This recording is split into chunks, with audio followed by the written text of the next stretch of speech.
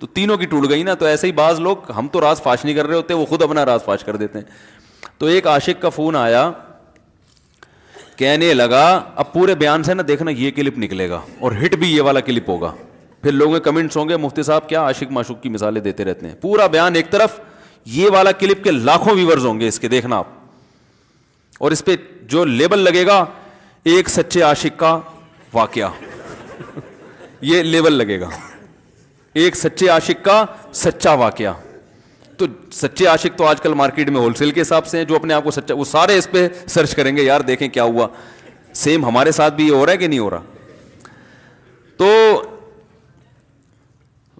وہ مجھے کہنے لگا کہ مجھے کسی لڑکی سے عشق ہو گیا ہے, فون آیا میرے پاس, عشق ہو گیا ہے تو میں کیا کروں, میں بڑا پریشان ہوں. میں نے کہا بھائی اگر ہو گیا ہے, کوئی اچھی ہے, اچھے گھرانے کی ہے, تو آپ والدین سے بات کر لو, نکاح کر لو. لن تری للمتحابین مثل النکاح, حدیث میں آتا ہے دو محبت کرنے والوں میں نکاح سے بہتر کوئی چیز نہیں ہے. تو ہم تو نہیں کہتے کہ اس کو ختم کرو, آپ شادی کر لو بھائی, نکاح کر لو بھائی, حرام حلال میں تبدیل ہو جائے گا. کہنے لگا کہ یار وہ مفتی صاحب مسئلہ یہ ہے کہ اس کے ابا نہیں مان رہے. میں نے کہا ابا کو, پھر مجھے نہیں فون کرو, ابا کو فون کرو, جو میں اس کا ابا نہیں ہوں. تو پھر ابا کو فون کرو, اس کے یہی اپنی فریاد اس کے ابا کے سامنے رکھو. کہہ رہے یار بہت ٹرائی کر لی, بہت کوشش کر لی, اس کے پیرنٹس ماننے کے لیے تیار نہیں. تو میں نے کہا بھائی دیکھو جتنے حربے تھے آپ استعمال کر کے دیکھو ابا اماں کو سمجھانے کے. کہہ رہے نہیں مان رہے. میں نے کہا پھر چھوڑو اس کو, لعنت بھیجو. ایک چیز مقدر میں نہیں ہے, غلط طریقے سے حاصل کرنے کی کوشش مت کرو. شریف لوگوں کا, شریف لوگ شریفوں کی طرح ہی کرتے ہیں نا. تمیز کا یہی ہے کہ ابا اماں سے بات کی جائے. میں نے کہا میں دعا کر لوں گا آپ کے لیے, آپ نے مجھے کچھ سمجھ کے فون کیا تو میں بھی دعا کرتا ہوں, اے اللہ اس کے لیے بہتر ہے تو مقدر فرما دے, ابا کو دل کو نرم کر دے. ابا کو چاہیے وہ جب خود کسی کے ابا سے انہوں نے اپنا سوچے نا, ابا سے میری بات, میں نے یہ بھی کہا کہ ابا سے بات کرا دو. میں ابا کو سمجھاؤں گا بھائی اگر بندے میں کوئی بڑی خرابی نہیں ہے تو یار بلا وجہ خام خام انکار نہ کرو.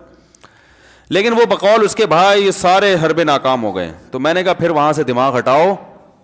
یہ جو عاشق لوگ کہتے ہیں نا ہم دماغ ہٹانا بھی چاہیں تو نہیں ہٹتا, جھوٹ بولتے ہیں, یہ جھوٹ بولتے ہیں, یہ ہٹانا چاہتے ہی نہیں ہے کمبخت. حقیقت بتا رہا ہوں آپ کو, دنیا میں بڑی سے بڑی محبت ختم ہو سکتی ہے اگر انسان چاہے. مر جاتے ہیں تو محبت ختم ہوتی ہے کہ نہیں ہوتی؟ دیکھو جب میاں مرتا ہے, جوان شوہر مر جائے کسی خاتون کا, بوڑھے کو تو وہ چاہتی ہیں کہ بعض دفعہ کہ بھائی اب اس کو نچوڑ تو لیا ہے ہم نے, پورا پینشن بھی لے گی, اب تو ہمیں پلاٹ بھی دے دیا اس نے, گھر بھی میرے نام کر دیا, بچے بھی بڑے کر دیے. بعض خواتین کیا کرتی ہیں, جوانی میں میاں کو نچوڑنے کے بعد بڑھاپے میں بہت ستاتی ہیں. بھائی سب خواتین کی بات نہیں کر رہا میں, لیکن بعض خواتین ایسا کرتی ہیں, وہ بڑھاپے میں میاں کو, کیونکہ وہ کسی کام کا نہیں ہے نا کھانسنے کے علاوہ, تو بچوں کے ساتھ مل کے انتقام لیتی ہیں اس سے. ایسا نہیں کرنا چاہیے, بہت بڑا جرم ہے. عورت غیرت مند ہوگی نا تو بڑھاپے میں بچوں کی طرفداری کے بجائے اپنے شوہر کی طرفداری کرے گی.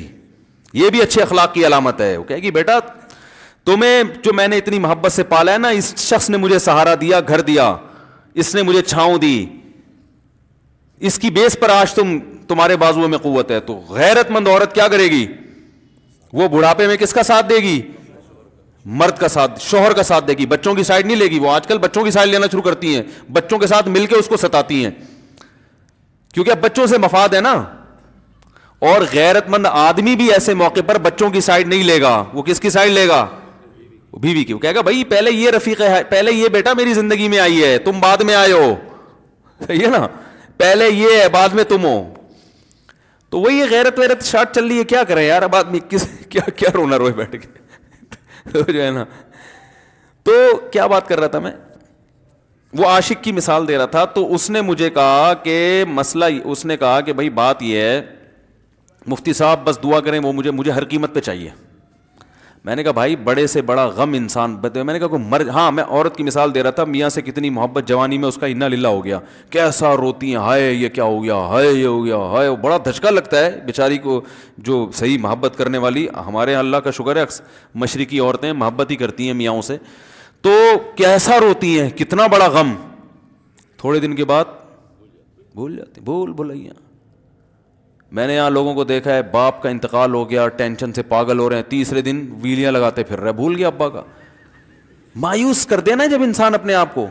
تبھی کہتے ہیں نا بچہ گم جائے یہ زیادہ خطرناک ہے, مر جائے یہ کم خطرناک ہے. کیوں؟ مرنے کے بعد امید ختم, اب نہیں آئے گا. گمنے والے سے امیدیں ہوتی ہیں شاید اب مل جائے, شاید اسی ٹینشن میں زندگی گزار دیتے ہیں. تو عاشق کو چاہیے معشوق کے بارے میں یہ سمجھے کہ یہ میرے لیے مر گیا ہے, ختم, اس کا نمبر بلاک, اس کے بارے میں سوچنا ختم. کچھ دن طبیعت خراب رہے گی, اس کے بعد انشاءاللہ سیٹنگ پہ آ جائے گا. یہ کمبخت چاہتا ہی نہیں علاج کرنا, بار بار اس کی تصویریں دیکھتے رہیں گے, بار بار اس سے بات کرتے رہیں گے, بار بار اس کے بہانے سے اس کی گلی کا چکر لگائیں گے, اور پھر اسی کو سمجھانے کے لیے فون کرتے رہیں گے بار بار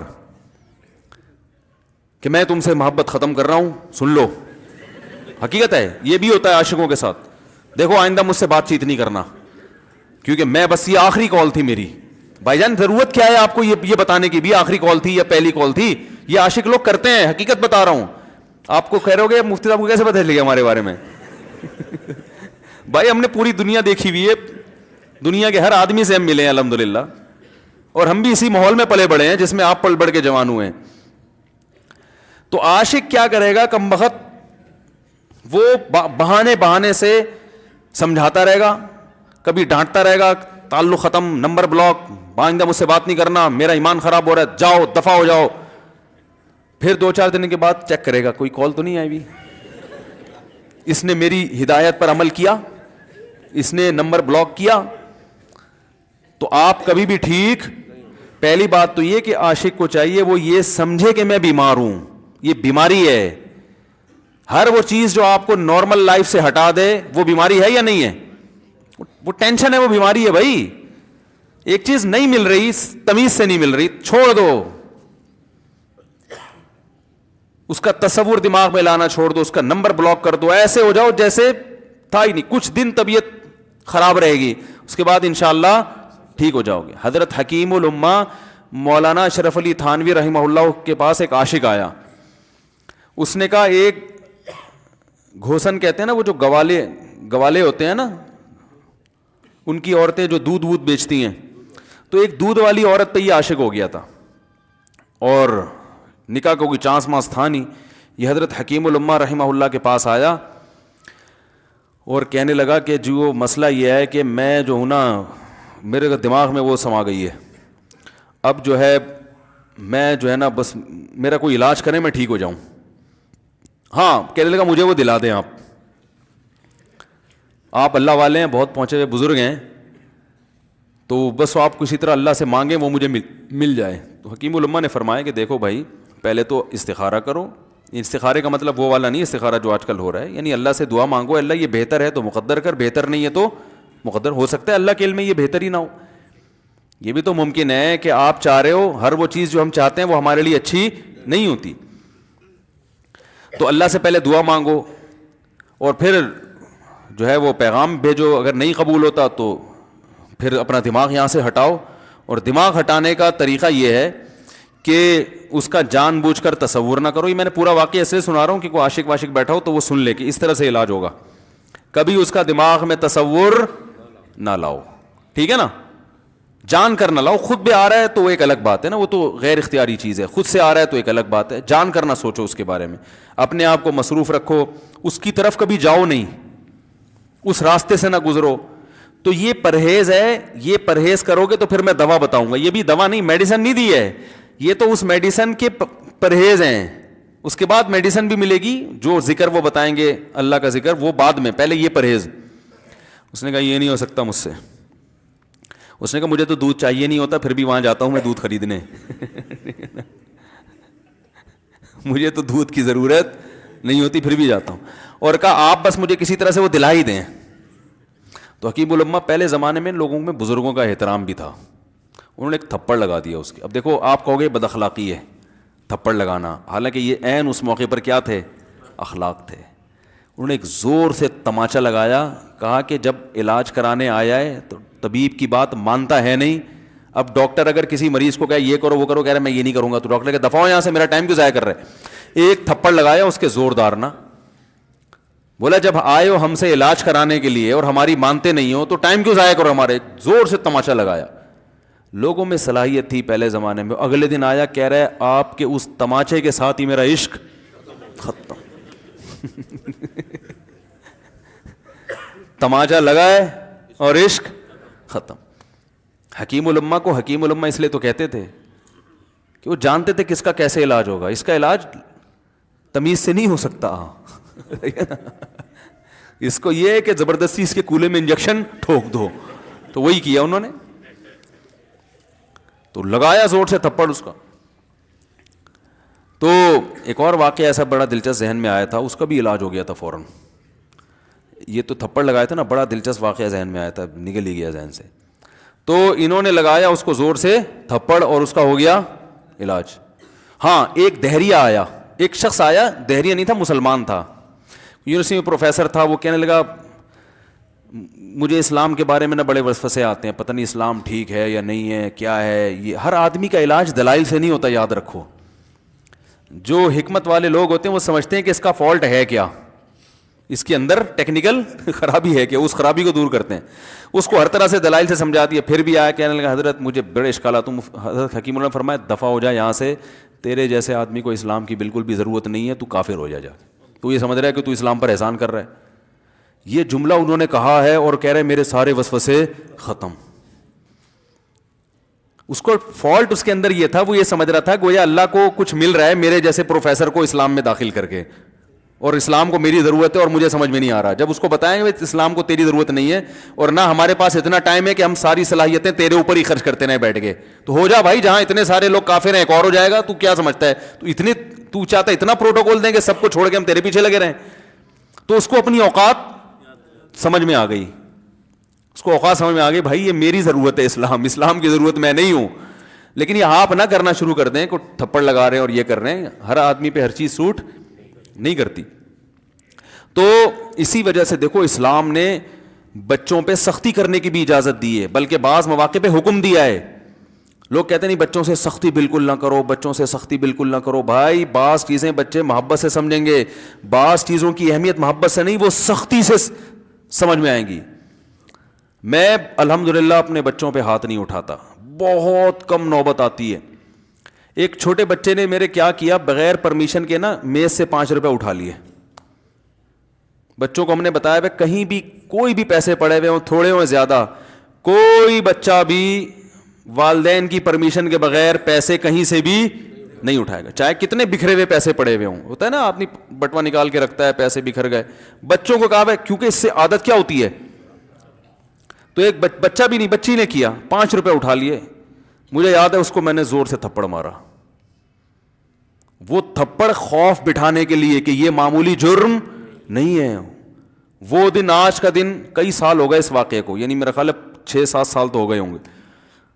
पैसे पड़े रहते हैं, कभी कोई बच्चा हाथ, क्योंकि उसको पड़ा है तो सबको इबरत हो गई।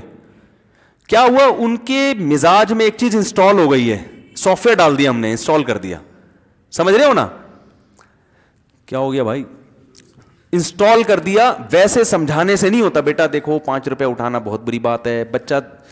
बच्चा क्या कहता है, बाज़ दफ़ा बच्चों की माएँ आके दलाइल, 5 रुपए ही तो हैं।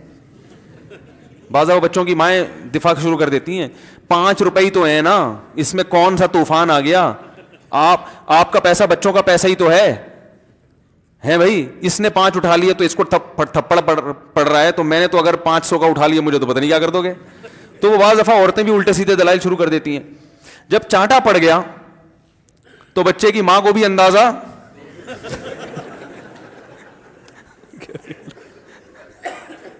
कि भाई ये बड़ा जुर्म है।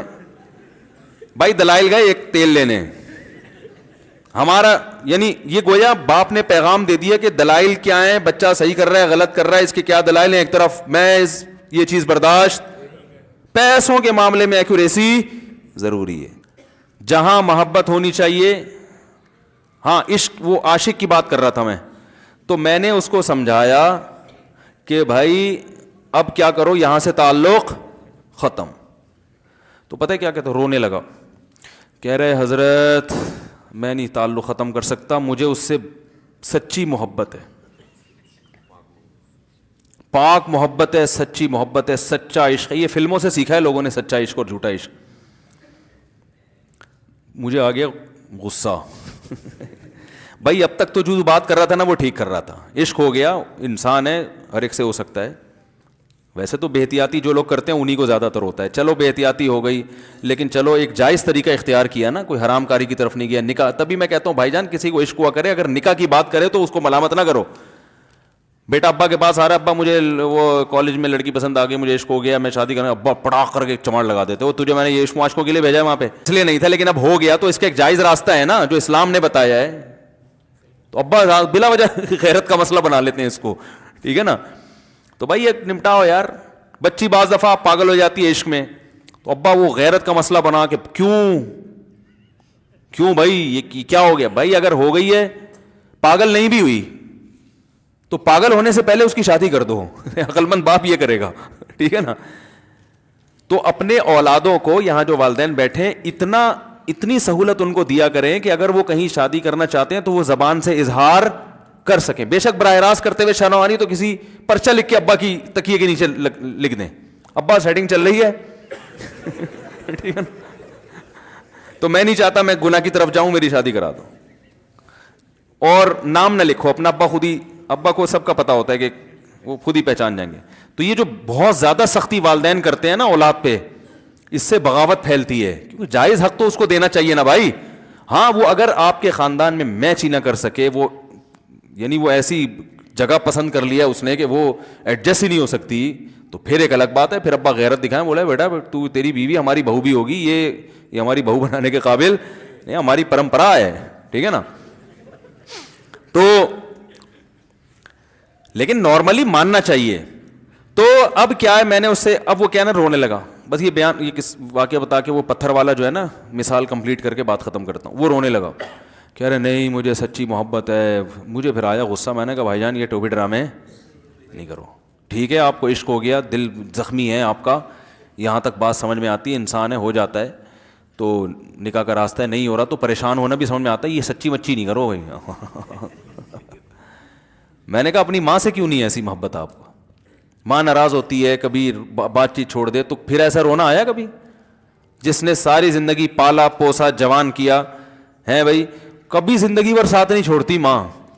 آپ 60 سال کے بھی ہو جاؤ گے نا, آپ کی بیماری پہ ایسے ہی روئے گی جیسے جب 2 سال کے بچے تھے اس وقت روتی تھی. کیا اللہ نے عجیب رشتہ, ساری زندگی روٹیاں پکا پکا کے کھلاتی رہتی ہے, تھکتی نہیں ہے, ایک دفعہ بھی کبھی پیسے نہیں مانگے. کسی کو باورچی رکھو, فری میں کتنے دن پکا کے کھلائے گا روٹیاں بھائی؟ 4-5 دن کے بعد بولے گا بھائی ہم نے کیا ٹھیکہ لیا ہوا خدمت کا, پیسے دو, تنخواہ دو, نہیں دو گے جائے گا وہاں سے. ساری زندگی روٹیاں پکا کے کھلاتی ہے, ساری زندگی. نہ کھانے پہ تو ناراض ہوگی, کھانے پہ کوئی معاوضہ نہیں مانگے گی. کتنا بڑا احسان ہے, اس سے ایسی جذباتی محبت نہیں ہوتی. اس پہ رونا نہیں آئے گا, اس پہ جذبات نہیں مشتعل ہوں گے.